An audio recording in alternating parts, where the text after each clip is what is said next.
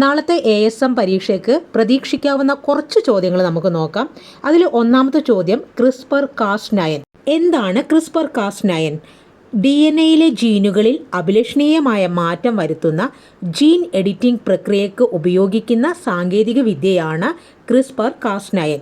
ഇനി ഇത് എന്തിനൊക്കെയാണ് ഉപയോഗിക്കുന്നത്? ജനിതക രോഗചികിത്സ, കീടങ്ങളെയും രോഗങ്ങളെയും പ്രതിരോധിക്കുന്ന വിളകൾ വികസിപ്പിക്കാൻ. അപ്പോൾ ഇത് കണ്ടെത്തിയത് ജെന്നിഫർ എ ഡൗന ആൻഡ് എമാനുവൽ കാർപെൻറ്റിയർ തുടങ്ങിയവരാണ്. ഈ ഒരു കണ്ടെത്തലിന് 2020 രസതന്ത്രത്തിലുള്ള നോബൽ കിട്ടിയത് ജെന്നിഫർ എഡൗനയ്ക്കും എമാനുവൽ കാർപെൻറ്റിയർക്കുമാണ്. അടുത്ത ചോദ്യം വളരെ ഇമ്പോർട്ടൻ്റ് ആണ്. റോസാലിൻഡ് ഫ്രാങ്ക്ലിനുമായി ബന്ധപ്പെട്ട ഒരു കാര്യമാണ് ഫോട്ടോ 51. ഇപ്പോൾ DNA എക്സ്റേ ഡിഫ്രാക്ഷൻ ചിത്രമായിരുന്നു ഫോട്ടോ 51. ഈ ഫോട്ടോ 51ൻ്റെ അടിസ്ഥാനത്തിലാണ് 1953 ജെയിംസ് വാട്സണും ഫ്രാൻസിസ് ക്രിക്കും DNA ചുറ്റുഗോവണി മാതൃക കണ്ടെത്തിയത്. അപ്പോൾ ഓർമ്മിച്ചു വെക്കുക, 1953 ജെയിംസ് വാട്സണും ഫ്രാൻസിസ് ക്രിക്കും DNA ചുറ്റുഗോവണി മാതൃക കണ്ടെത്തി. അതായത് ഡബിൾ ഹെലിക്സ് മോഡൽ.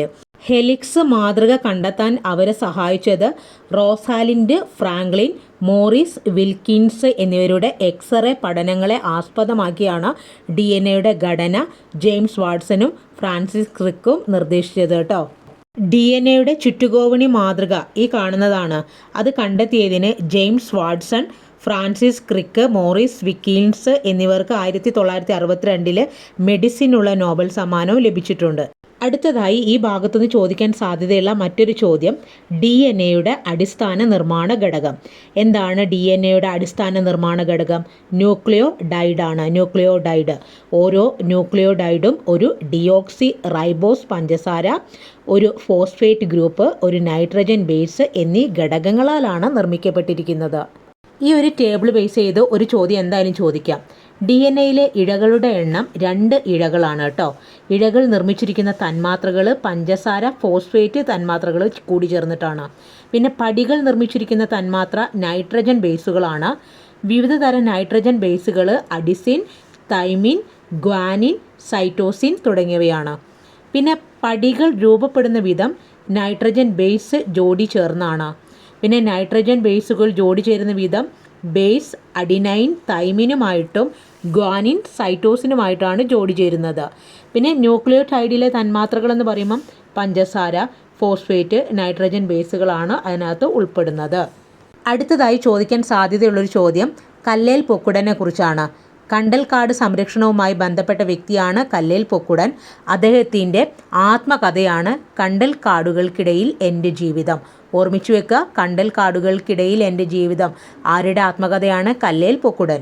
പിന്നെ ഓർമ്മിച്ചു വെക്കേണ്ട ഒരു പോയിന്റ്, യുനെസ്കോയുടെ പാരിസ്ഥിതിക പ്രവർത്തന വിഭാഗത്തിൽ കല്ലേൽ പൊക്കുടൻ്റെ പേരുണ്ട് കേട്ടോ.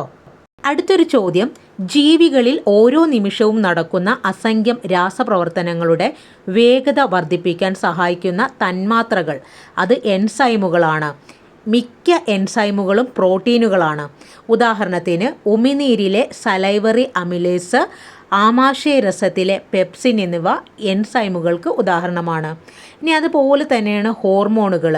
ജീവൽ പ്രവർത്തനങ്ങളെ നിയന്ത്രിക്കുകയും ഏകോപിപ്പിക്കുകയും ചെയ്യുന്ന രാസതന്മാത്രകളാണ് ഹോർമോണുകൾ. ഇവയെ ഉൽപ്പാദിപ്പിക്കുന്നത് എൻഡോക്രൈൻ ഗ്രന്ഥികളാണ്. ഓർമ്മിച്ചു വെക്കുക, ഹോർമോണുകൾ ഉൽപ്പാദിപ്പിക്കുന്നത് ആരാണ്? എൻഡോക്രൈൻ ഗ്രന്ഥികൾ. ലൈംഗിക അവയവങ്ങളുടെ പ്രവർത്തനത്തെ നിയന്ത്രിക്കുന്ന ടെസ്റ്റോസ്റ്റിറോൺ, ഈസ്ട്രോജൻ, പ്രൊജസ്റ്ററോൺ എന്നിവ ഹോർമോണുകൾക്ക് ഉദാഹരണമാണ്. ഓർമ്മിച്ചു വെക്കുക, ലൈംഗിക അവയവങ്ങളുടെ പ്രവർത്തനത്തെ നിയന്ത്രിക്കുന്ന ഹോർമോണാണ് ടെസ്റ്റോസ്റ്റിറോൺ, പിന്നെ ഈസ്ട്രോജൻ, പ്രൊജസ്റ്ററോൺ. അടുത്തത് പ്രകാശ സംശ്ലേഷണവുമായി ബന്ധപ്പെട്ട ചോദ്യങ്ങളാണ്. പ്രകാശ സംശ്ലേഷണത്തിന് 2 ഘട്ടങ്ങളാണുള്ളത്. ഒന്ന് പ്രകാശഘട്ടം, 2 ഇരുണ്ട ഘട്ടം. പ്രകാശഘട്ടം നടക്കുന്നത് എവിടെ വെച്ചാണെന്ന് പലപ്പോഴും PSC ചോദിച്ചിട്ടുണ്ട്. ഗ്രാനയിൽ വെച്ചാണ് പ്രകാശ സംശ്ലേഷണത്തിൻ്റെ പ്രകാശഘട്ടം നടക്കുന്നത്. പ്രകാശത്തിൻ്റെ സാന്നിധ്യത്തിലാണ് നടക്കുന്നത്. ആ സമയത്ത് ജലം വിഘടിച്ച് ഹൈഡ്രജനും ഓക്സിജനും ഉണ്ടാകുന്നു. ഓക്സിജൻ പുറന്തള്ളുന്നു. ഹൈഡ്രജൻ സ്ട്രോമയിലെത്തുന്നു. ഊർജ്ജ തന്മാത്രയായ ATP ഉണ്ടാക്കുന്നു. ഇപ്പോൾ പ്രകാശഘട്ടത്തിൽ നടക്കുന്ന കാര്യങ്ങളാണ് പറഞ്ഞത്. ഇനി അതുപോലെ തന്നെ പ്രകാശ സംശ്ലേഷണത്തിൻ്റെ ഇരുണ്ട ഘട്ടം നടക്കുന്നത് സ്ട്രോമയിൽ വെച്ചാണ് കേട്ടോ. പ്രകാശം അവിടെ ഉപയോഗിക്കുന്നില്ല ആ സമയത്ത്. ഈ ഘട്ടത്തിന് ആവശ്യമായ ഹൈഡ്രജനും ഊർജ്ജവും അതായത് ATP പ്രകാശഘട്ടത്തിൽ നിന്നാണ് ലഭിക്കുന്നത്. പിന്നെ ഹൈഡ്രജനും കാർബൺ ഡൈ ഓക്സൈഡും ചേർന്ന് ഗ്ലൂക്കോസ് ഉണ്ടാക്കുന്നു. അടുത്തത് കോശങ്ങളുടെ കണ്ടെത്തലുമായിട്ടുള്ള ചോദ്യങ്ങളാണ്. MJ സ്ലീഡനാണ് എല്ലാ സസ്യങ്ങളും കോശങ്ങളാൽ നിർമ്മിതമാണെന്ന് കണ്ടെത്തിയത്. വർഷം 1838. ഇനി അടുത്തത് തിയോഡർ ഷാന്. എല്ലാ ജന്തുക്കളും കോശങ്ങളാൽ നിർമ്മിതമാണെന്ന് കണ്ടെത്തിയത് തിയോഡർ ഷാനാണ്. വർഷം 1839. ഇനി അടുത്തത് റുഡോൾഫ് വീർഷോ. നിലവിലുള്ള കോശങ്ങളിൽ നിന്നാണ് പുതിയ കോശങ്ങൾ ഉണ്ടാകുന്നതെന്ന ആശയം അവതരിപ്പിച്ചത് 1855 റുഡോൾഫ് വീർഷോ ആണ്. നിലവിലുള്ള കോശങ്ങളിൽ നിന്നാണ് പുതിയ കോശങ്ങൾ ഉണ്ടാകുന്നതെന്ന് ആദ്യമായിട്ട് അവതരിപ്പിച്ചു ആ ഒരു ആശയം. അടുത്തൊരു ചോദ്യം, ഡക്റ്റിലിറ്റി ഏറ്റവും കൂടിയ ലോഹങ്ങൾ. സ്വർണവും പ്ലാറ്റിനവുമാണ് ഡക്റ്റിലിറ്റി ഏറ്റവും കൂടിയ ലോഹങ്ങൾ. എന്താണ് ഡക്റ്റിലിറ്റി? ലോഹങ്ങളെ വലിച്ചു നീട്ടി നേർത്ത കമ്പികളാക്കി മാറ്റാൻ പറ്റുന്ന ലോഹങ്ങളുടെ സവിശേഷതയാണ് ഡക്റ്റിലിറ്റി. അതുപോലെ മാലിയബിലിറ്റി ഏറ്റവും കൂടുതൽ ഏതിനാണ്? സ്വർണത്തിനാണ്. മുൻവർഷങ്ങളിൽ ഒരുപാട് ചോദിച്ചിട്ടുള്ള ചോദ്യമാണ് ബൾബിൻ്റെ ഫിലമെൻ്റ് ഉണ്ടാക്കാൻ ഉപയോഗിക്കുന്ന ലോഹം. അത് ടങ്സ്റ്റൺ ആണ്. സ്വർണം, ചെമ്പ് മുതലായ ലോഹങ്ങളെയും വളരെ നേർത്ത കമ്പികളാക്കി മാറ്റാൻ പറ്റും കേട്ടോ. ലോഹങ്ങളിൽ ഏറ്റവും മികച്ച വൈദ്യുത ചാലകം അത് വെള്ളിയാണ്. ഇവിടെ കുറച്ച് ലോഹങ്ങൾ തന്നിട്ടുണ്ട്. അതിൻ്റെ വൈദ്യുത ചാലകത ഏറ്റവും കൂടുതൽ വെള്ളിക്ക്, പിന്നെ ചെമ്പ്, സ്വർണം, അലുമിനിയം.